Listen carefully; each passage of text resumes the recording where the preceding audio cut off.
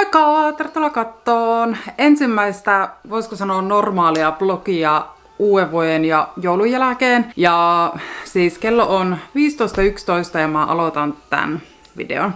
Me herättiin tänään Rasmuksen kanssa tosi myöhään. Me syötiin aamiainen sängyssä ja siis Rasse on edelleen yöpaita päällä ja mulla on tämmöset koti, ei voisi enempää kotivaatteet olla päällä. Ja me ollaan leikitty junaradalla, me ollaan katsottu piirrettyjä, me ollaan leikitty, mä en tiedä mikä leikki, se oli joku kauppaleikki varmaan ja no tiedättekö mitä? Mulle tuli vähän niinku yhtäkkiä tuossa sohvalla, kun mä makasin, niin semmonen olo, että nyt niinku pitää, siis ensinnäkin, nyt pitää lopettaa tää herkuttelu. Siis mä oon syönyt niin paljon herkkua koko joulukuun ja koko tämän alkuvuoden.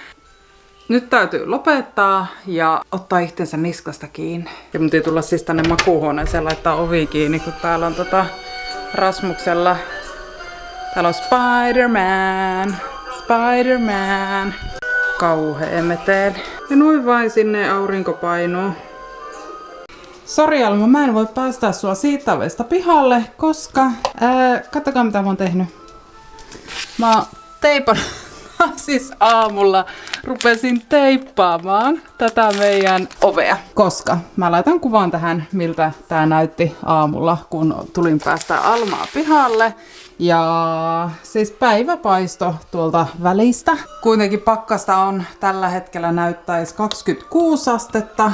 Niin mä en halua sitä kylmää ilmaa, kiitos, tänne sisälle. Onko sulla vesi loppu? Ota mä laitan lisää. Mutta ihan aikana kahvia ja voitteko uskoa, että mä oon muistanut nyt kaataa tällä kannulla sen veen tänne säiliöön. Yes. Kävin tuossa ystävän luona muutama päivä takaperin ja siinä sitten yhdessä puhuttiin sitä, että joo, kyllä nyt täytyy alkaa taas syömään vähän terveellisemmin ja jättää noita herkkuja vähemmälle. Ja sitten puhuttiin sitä kanssa, että vitsikö harmittaa, kun lapsetkin syö niin vähän sitten loppupeleissä kasviksia ja hedelmiä ja marjoja, kun kyllä se meillä ainakin on silleen, että se on vähän niin kuin itsestä kiinni, että minkä verran ne lapset niitä, etenkin siis Rassen kohdalla. No Rasse nyt ymmärtää, että se on ihan 100% meidän vastuulla, mitä Rasse syö, mutta no kyllä tytöt sitten jotain mandariinia ja ehkä jotain banaania ja tämmöisiä niin kuin helppoja ottaa ihte ja paprikaa leivän päälle ja kurkkua, mutta ystävä sitten kertoi, että hän teki hetken aikaa yhdessä vaiheessa sillä lailla, että illalla aina kuoria pilikko valmiiksi rasiaan niin kuin heidän lapsilleen seuraavaksi päiväksi annoksen, että mikä pitää seuraavan päivän aikana syödä.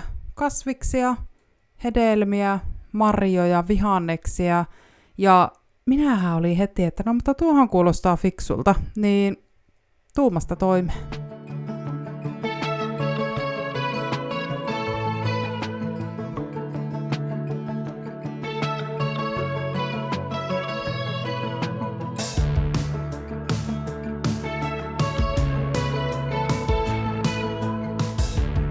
Siis mulla oli alkupäivästä semmonen olo, että nyt lähtee ja nyt niinkö tehdään ja... Voin sanoa, että se on niinku pikkusen... No, ei tullut ehkä nyt ihan niin tehokas päivä, mitä mä ajattelin, mutta mä nyt innostuin tässä extempore kuiva-ainekaappia siivoamaan.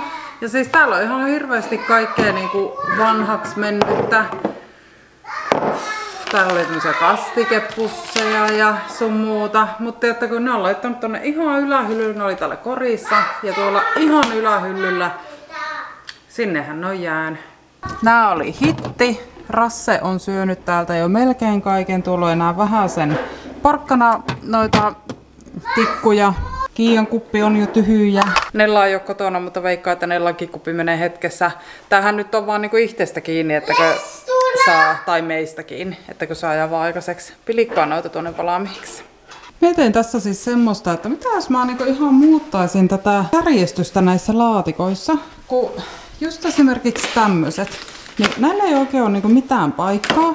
Niin mä mietin semmoista, että mitä jos tästä laatikosta tekisi siis semmosen laatikon, missä olisi just kaikkea tämmöstä näin. Siis ne olisi kätevästi tässä vieressä.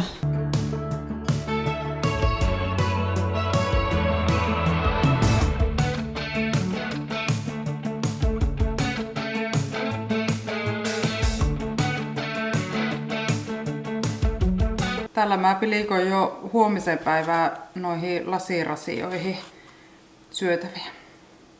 Ainakin ensimmäisen päivän perusteella tää oli hitti. Mä vaan tajusin tässä kun pilikoin, että olisinhan mä voinut ostaa tuohon niinku itsellekin tommosen samanlaisen lasirasia.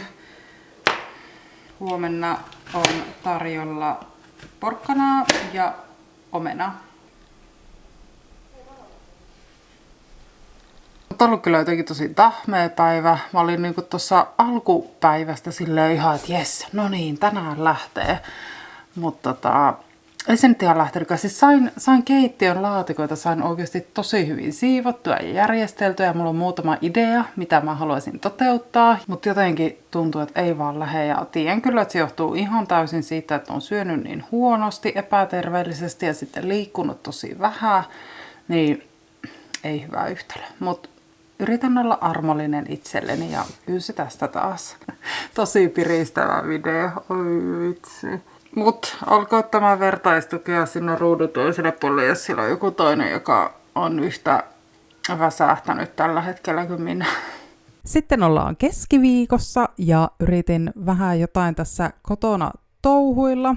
Tyynynpäällisiä vaihoin noihin sohvatyynyihin ja sitten pikkuinen semmonen siivousinspis iski, mutta se oikeastaan loppui siihen, kun mä sain tiskit laitettua. Ei vaan nyt tietäkö oikein lähde, mutta ei se mitään. Antaa olla lähtemättä. Aloin tekemään päivällistä pitkästä aikaa jauhelihaa risottoa. Petri löysi tämän ohjeen Valion sivuilta ja tää oli niin helppo tehdä ja maistu kaikille, että tää menee ihan ehdottomasti jatkoon. Tää oli tosi hyvää.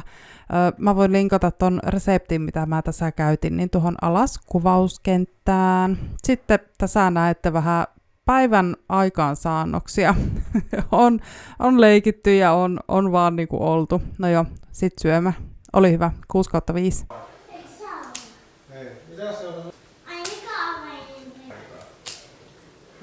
Kello on 19.24 ja mä oon täällä Rustan pihassa.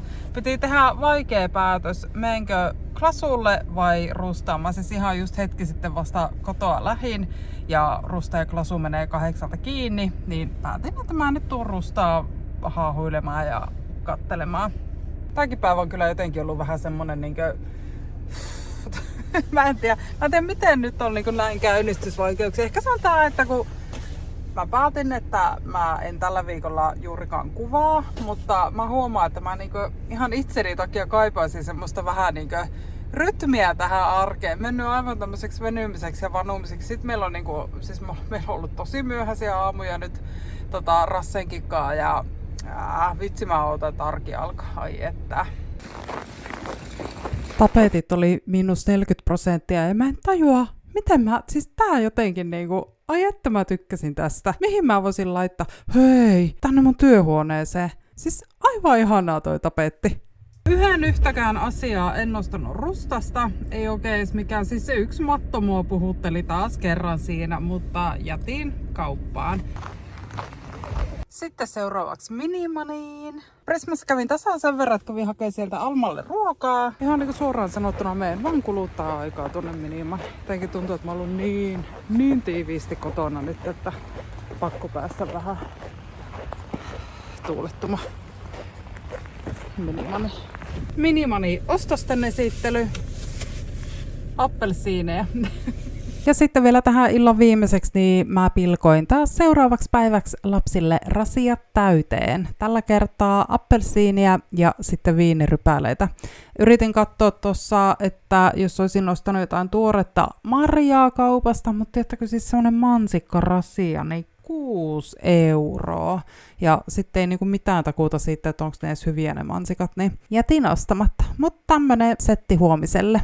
Mä päätin tuossa, että kyllä mun täytyy itsellekin käydä ostamaan tuommoinen lasirasia. Siis niin kätevä, kun pilkkoo seuraavaksi päiväksi valmiiksi lapsille nuo, niin samallahan sitä pilkkoa sitä itsellekin. Ja vaikka näin aikuisena pystyn kyllä itse pilkkoon päivällä, milloin haluan syödä ja kuoria appelsiinin, mutta vähän niin kuin meinannut itselläkin nyt jäädä, niin mä ajattelin, että jos toi kannustaisi siihen, että tulisi syötyä itsekin enemmän hedelmiä ja kasviksia. Toivottavasti sun vuosi on alkanut hieman pirteemmissä merkeissä kuin mulla. Vaikka ei tässä niinku vuoden alussa mitään vikaa ole, en moiti, mutta tää on niinku tämmönen niinku lomailu ja niin sanottu tekemättömyys, niin